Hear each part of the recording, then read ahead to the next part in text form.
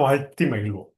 அகத்தவம் ஆண்டின் ஒவ்வொரு நாளும் ஜூன் 24 பதிவினை காண உள்ளோம்.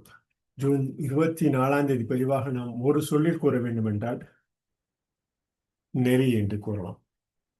அறத்தின் படிப்பினைகளை கற்று அறியாமை மற்றும் வாழ்க்கையின் தீமைகளை அழித்து அறிவின் வலிமையை வளர்த்துக் கொள்ளுங்கள். அன்பு எங்கே இருக்கிறது, கடவுள் இருக்கிறார். எங்கு நன்மை வாழ்கிறது, அங்கே கடவுள் வாழ்கிறார். மற்றும் நாளும் பாடுபடுவோர் உள்ளுயிர் தன்னிலை அடைவதுடன் அவரது மனதையும் வடிவமைக்கிறது. உண்மை மற்றும் தூய்மைக்காக அவரது உள்ளத்தில் திறனாளரின் இருப்பினை கண்டுபிடிக்கும். அவரது உள்ளத்தில் திறனாளரின் இருப்பினை கண்டுபிடிக்கும். கடவுள் அவருடன் ஒன்றாக இருப்பார், பிரிந்து அல்ல. யார் தன்னை வென்று தன் வாழ்க்கையை உருவாக்கிக் கொள்கிறார், கடவுள் போன்ற மற்றும் புனிதமான எல்லா சண்டைகளையும் விரட்டுகிறது. அவருக்கு வெகு தொலைவில் வெறுப்பையும் கோபத்தையும் இறக்கவிடாமல் பேராசை, பெருமை மற்றும் தசையின் ஆசைகள் பொய் என்று கடவுளுக்கும் நன்மைக்கும் இடையே அவருடைய அமைதியில் பெரியவராக இருப்பார். அவரது என்றுமுள்ள முத்தியில் மகிழ்ச்சி மற்றும் வழியிலிருந்தும் துக்கத்திலிருந்தும் யார் பழிவினையை வெல்வார்கள். தூய்மையான உள்ளத்துடன் கடவுள் வந்து அதில் வசிக்கிறார். நல்ல பாதையில் பயணித்தவர் மட்டுமே கடவுள் அவரை மறைந்திருக்கும் உயிரில் காணப்படும். உங்கள் உள்ளத்தை தூய்மையாக்குங்கள்.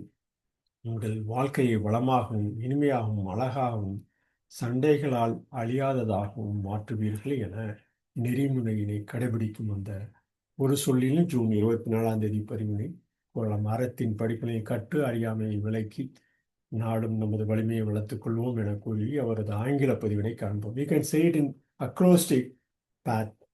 Purely always truly happy. Purely always truly happy. Learn the lessons of which and thus builds up in the strength of knowledge, destroying ignorance and the ills of life. Pure always truly happy. That is the path, we can say it in acrostic. Pure always truly happy. Learn the lessons of virtue and thus builds up in the strength of knowledge, destroying ignorance and the ills of life. Where love is, God is. Where goodness lives, there God abides. And he who daily strives gains self and selfishness, shaping his mind for truth and purity shall surely find the Master's presence in his inmost heart. God shall be one with him, not apart. Who overcomes himself and makes his life godlike and holy, banishing all strife, bar from him, letting hate and anger die, and greed and pride and mercy, lust that lie.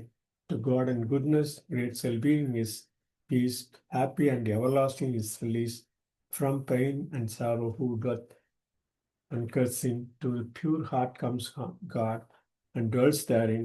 He only who the path of good hath trod, hath found the life that's hid with same in God. Make pure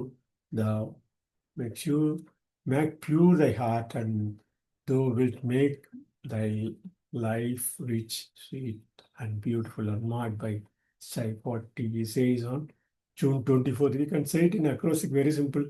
Pure always truly happy.